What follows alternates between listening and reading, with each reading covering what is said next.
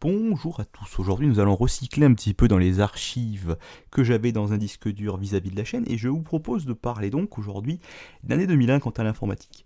Pourquoi l'année 2001?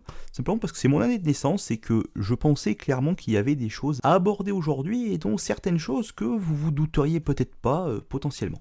Sachez que la vidéo va être assez courte, en revanche la description sera remplie d'articles importants par rapport aux différentes notions que je vais aborder. Vous aurez également beaucoup d'illustrations sur la vidéo pour que vous y voyez un peu plus clair et qu'il y ait vraiment 3 dimensions.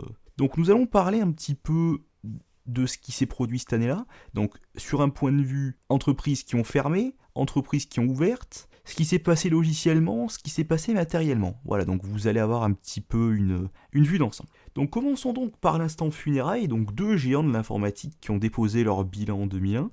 Donc le premier c'est 3DFX, un constructeur de solutions graphiques assez avancé pour l'époque, et AST, un OEM, donc un fabricant d'ordinateurs de bureau et portables, qui est débuté dans les années 80 et qui proposait des solutions à des problématiques d'avant l'ère PC compatible, surtout connues aux US. Logiciellement donc, les sorties majeures de cette année-là, donc vous avez macOS X, donc la 10.0 nom de code Cheetah, qui était une révolution chez Apple, Windows XP chez Microsoft, qui était aussi une révolution sur plein de points.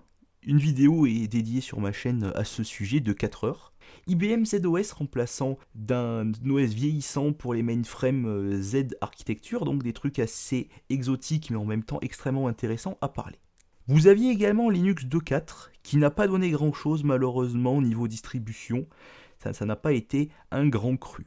Vous avez également Internet Explorer 6 qui a donné la fameuse guerre des navigateurs post-Internet Explorer 6 telle qu'on la raconte dans les livres d'histoire, n'est-ce pas?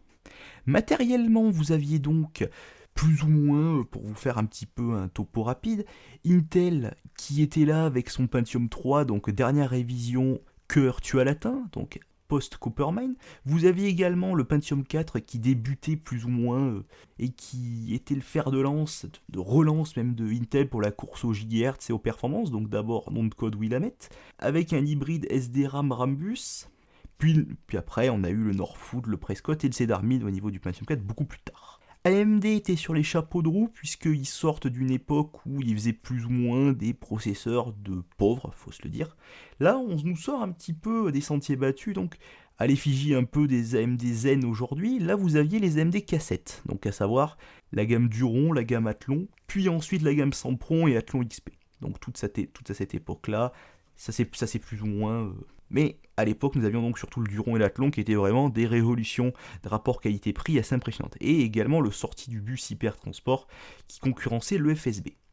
La barrière du gigahertz atteinte, et nous atteignions même les 2 GHz sur la fin de 2001, début 2002, sur des processeurs qui allaient sortir plus tard.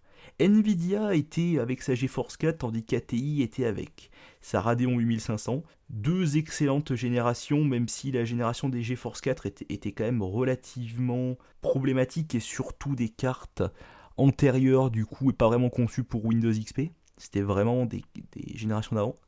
On se plaisait plus avec ça sur Windows 9X. Sinon, du point de vue informatique, c'est la pire époque pour la vente de PC, et même pour l'achat aussi, puisque une machine que vous achetiez en 99 était totalement obsolète en 2001 et il était compliqué de faire grand chose avec, sauf si vous alliez dans du très haut de gamme, et encore même dans du très haut de gamme, c'était pas particulièrement fou. C'était l'époque où le matériel évoluait très vite. Nous avions donc Dell qui étaient un peu les seuls à s'en sortir à cette époque-là. Également Yomega qui marquait un peu sa fin avec des formats comme le lecteur zip, donc de 100 à 750 mégas, les lecteurs jazz de 1 à 2 gigas. Et sinon, plus tard, il y a Omega qui re-signe en 2009, donc là on est en dehors de 2001, mais j'aime bien quand même en parler puisque c'était un petit peu dans la même lignée, donc le Rave Drive, capacité allant de 35 à 120 gigas. 2001 a aussi marqué de nouvelles technologies émergentes, donc la création du SATA 1, donc une variante simplifiée pour les ordinateurs de bureau, portables et pour également les serveurs plus entrée de gamme, du SCSI 3, l'USB 2.0, un standard extrêmement toujours utilisé aujourd'hui.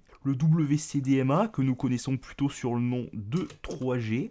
Vous aviez également le protocole BitTorrent qui faisait un peu ses débuts, et le système de fichiers ZFS. Première version d'iTunes également cette année-là. Étoffement de la suite JetBrains, qui était une suite de développement, et qui est toujours une suite de développement extrêmement connue, extrêmement utilisée, pour beaucoup de langages de programmation. Création de la fondation Eclipse par IBM, donc qui devient plus tard une fondation, mais qui au début était un projet interne à IBM. Le début des CAPTCHA, donc ce que l'on voit souvent sur les pages web aujourd'hui. Le début de Google Earth, le début de Google Image Search, donc moteur de recherche Google commençait à devenir un peu complet. Niveau jeu, on avait quand même World of Warcraft qui était à ses débuts également. On avait la plateforme Xbox, donc notamment avec la saga Halo, mais avec beaucoup aussi d'autres opus, je ne vais peut-être pas tous les citer.